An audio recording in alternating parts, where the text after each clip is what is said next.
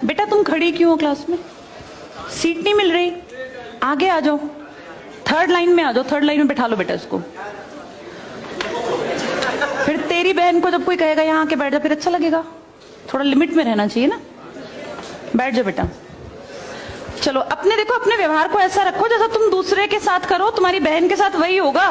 यहाँ नहीं, जहां वो कॉलेज में जाएगी वहां होगा, बस में होगा, ऑटो में होगा। समाज सबसे मिलके बनता है। तुम घटिया हो ना किसी के लिए, तो तुम्हारी बहन के लिए 100% कोई ना कोई घटिया। भगवान जो है कर्मा रिटर्न्स बैक है, ये सीधी थ्योरी है ये। और ये मैं अपने लिए भी मानती हूँ, मैं अपनी बेटी के लिए भी मानती हूँ।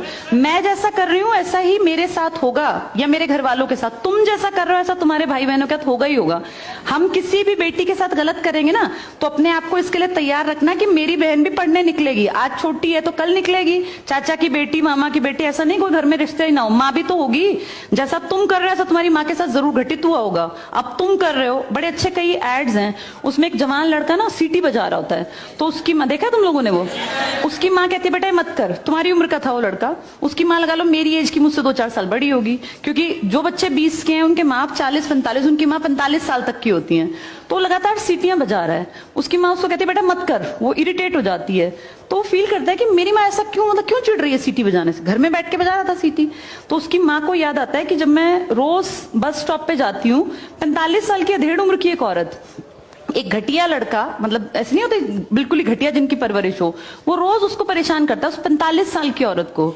तो उसको फिर फील होता है कि ये मेरा बेटा जो हरकत कर रहा है ये उस लड़के से मेल खाती है। बहुत अच्छा ऐड है, उसका एसेंस बहुत अच्छा निकल के आता है कि एक्सप्लॉयटेशन सिर्फ जवान लड़कियों का नहीं होता। आप गलत कर रहे हो ना, कोई आपकी माँ के साथ, आपकी बहन के साथ कहीं ना कहीं कोई गलत करेगा फिर। इसलिए समाज को अच्छा बनाओ, क्लास को ऐसा बनाओ, कोई लड़की वहां से अगर आ रही है और तुम कह रहे हो यहाँ आ जा, तो ये ठीक है, ये अपने आप सोच के देखो। ये हमारी परवरिश को भी दिखाता है कि हमारी परवरिश कैसी माँ ने की है। अपनी बेटियों को जितने हम संस्कार देते हैं ना, उससे ज्यादा बेटों को देने चाहिए, क्योंकि गलत करने वाले लड़के ही तो है ना, किसी के प्रति गलत कमेंट करने वाले। ये ठीक नहीं होता। इतने काबिल बनो कि कोई तुम्हारे साथ बैठना चाहे। तुम्हें ये कहना पड़ रहा है कि यहाँ के बैठो, तुम कोई वो छिछोरे 70-80 के दशक के लड़के थोड़ी ना हो, पढ़े लिखे 21वीं-22वीं सदी के लड़के बैठे हो, तुम कोई बच्चे नहीं हो। अब अपने व्यवहार को इतना अच्छा बनाओ, क्योंकि जब गलत बात बोलो ना तो ये सोच के बोलना कि मेरे घर में जो औरत है ना उसको ये सहना पड़ रहा है कहीं ना कहीं। तुम ही लोगों ने समाज बना रखा है, इसको घटिया बना लो चाहे अच्छा बनाओगे तो पूरा समाज अच्छा बन जाएगा। घटिया बनाओगे तो तुम्हारी माँ को भी 100% सुनना पड़ता होगा, क्योंकि ये कर्म है, ये किसी को नहीं छोड़ते। तुम सबको 4 दीवारी में नहीं रख पाओगे, तुम्हारी माँ को भी कहीं ना कहीं बाहर निकलना पड़ता है। चाहे वो मार्केट सब्जी लेने जाती हो, गांव में रहते हो तो गली में तो निकलती है ना, उसको भी सुनना पड़ता होगा, क्योंकि समाज बनाने वाले तुम ही लोग हो। तो ये ध्यान रखो सबको कि भाई किसी को हमारे किसी भी कमेंट से बुरा ना लगे, और इनको अलग मत समझो।